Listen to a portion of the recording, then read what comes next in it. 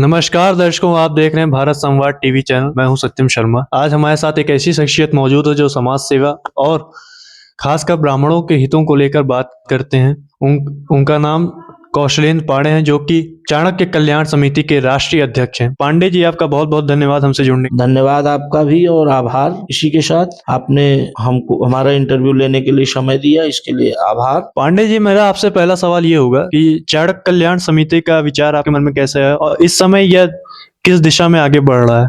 चाणक्य कल्याण सेवा समिति का विचार हमारे महासचिव पंडित भोलानाथ मिश्रा जी और मैं मिलके जो है इसको बनाया। और भोलानाथ मिश्रा जी समाज सेवी एवं उद्यमी हैं, तो इन्होंने कहा कि हम बॉम्बे में रहते हैं, गांव और क्षेत्र के लिए कुछ करना चाहते हैं। और हमसे मुलाकात हुई तो उन्होंने कहा कि आप पढ़े लिखे हैं, अच्छे परिवार से हैं, इसलिए जो है इसकी आप अगुवाई करिए। और समाज में मैंने देखा कि वास्तव में ब्राह्मणों के साथ अत्याचार हो रहा है। ऐसा नहीं कि आज गरीब ब्राह्मण नहीं, गरीब ब्राह्मण आज भी हैं, लेकिन वो सरकार की सारी सुविधाओं से वंचित है। केवल इसलिए वंचित है कि वो ब्राह्मण है, जनरल कैटेगरी में आते हैं। और एक आईएएस, आरक्षित वर्ग का आईएएस, अगर वो आईएएस हो गया तो क्या उसकी आर्थिक स्थिति कमजोर तो नहीं हुई? आर्थिक स्थिति तो बढ़ गई।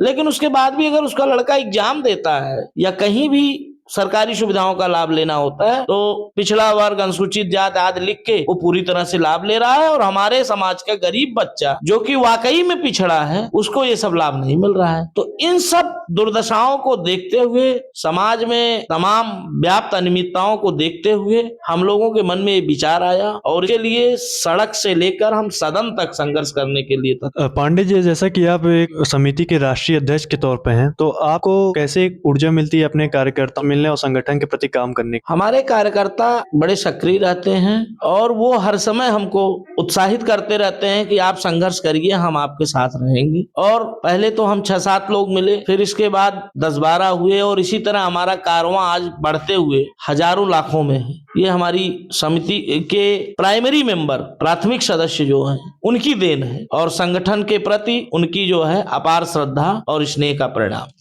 हाल ही में उत्तर प्रदेश में शीतकालीन सत्र के दौरान लखनऊ के विधायक पीएन पाठक जी के यहाँ तमाम हिंदू नेताओं की बैठक हुई, जिसको लेकर सियासी गलियारों में काफी चर्चा है।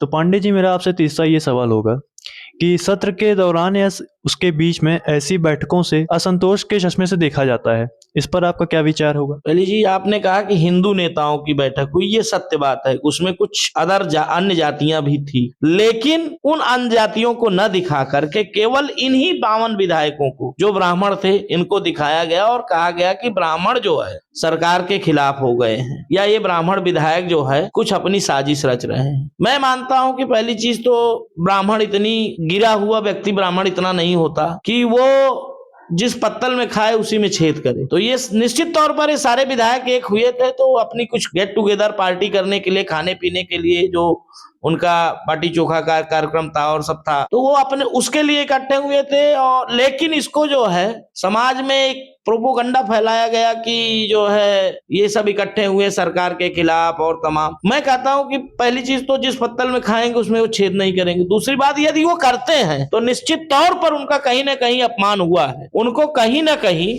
उनके पद के अनुरूप सम्मान नहीं मिला है, तो निश्चित तौर पर करेंगे, उसमें कौन सी बड़ी बात है। ब्राह्मण सम्मान का ही तो भूखा होता है। चाणक्य क्या थे? चाणक्य अपने सम्मान के लिए ही तो मौर्य वंश की स्थापना कर दी है। तो इसलिए ब्राह्मण सम्मान का भूखा है और ब्राह्मणों को सम्मान मिलना चाहिए। अगर इसके लिए वो किए तो इस बहुत अच्छा कार्य किए, इसका मैं पूरी तरह से समर्थन करता हूं। और जहां हमारे संगठन और हम लोगों की जरूरत होगी उनके साथ खड़े मिलेंगे। मेरा आपसे दूसरा ये सवाल होगा, जैसे कि तमाम विधायकों की जो बैठक हुई, ये क्षेत्र की समस्याओं को लेकर हुई होगी या सांस्कृतिक या राजनीतिक संदेश छिपा है उसके पीछे? अब ये तो वहां पर वही जो था वही बता सकता है, इसके लिए तो हम नहीं बता पाएंगे कुछ। लेकिन मुझे जहां तक लगता है कि ये लोग अपना क्षेत्र और सामाजिक अपने विकास के लिए और अपने ब्राह्मण संगठन के लिए जुटे होंगे। जैसा कि ये जो बैठक हुई है, इसका कई सारे सामाजिक राजनीतिक तौर पर निकाला जा रहा है परिचय, जैसे कि सरकार में समय ब्राह्मणों की या उनको सुना नहीं जा रहा है, तो इस पर आपका क्या विचार? देखिए, सरकार जिसने भी बनाया वो ब्राह्मण के बल पर ही बनाया। 2007 में मायावती जी आई पूर्ण बहुमत से, तो निश्चित तौर पर उनके पीछे तमाम ब्राह्मण रहे। फिर 12 में माननीय मुलायम सिंह जी ने पूरा बनाया सरकार पूर्ण बहुमत से, उसमें भी अधिकतर ब्राह्मण रहे और ब्राह्मणों की देन रही। और 2017 में भी अगर भाजपा सरकार आई है तो अधिकतर ब्राह्मणों का सहयोग रहा है, इसको नकारा नहीं जा सकता। तो बिना ब्राह्मण के तो राजनीति चलना ही नहीं है, ब्राह्मण से ही राजनीति पैदा होती, राजनीति ब्राह्मण के लिए ही है। अक्सर ये शिकायतें आती है कि अधिकारी विधायकों की बात नहीं सुनते, तो क्या इस बैठक का ये मुद्दा नहीं हो सकता, विधायक बनाम अधिकारी? निश्चित तौर पर हो सकता है और ये समाज में देखा भी जाता है। और आपको मैं बता दूं कि अधिकारी इतने बेलगाम हो गए हैं कि कितने अधिकारियों को आप फोन करिए फोन नहीं उठाएंगे, कितने अधिकारियों को कार्यालय पे मिलने जाइए तो बोले वो बैठे रहेंगे अंदर, बोलेंगे 10 से 11 मिलने का टाइम है। अरे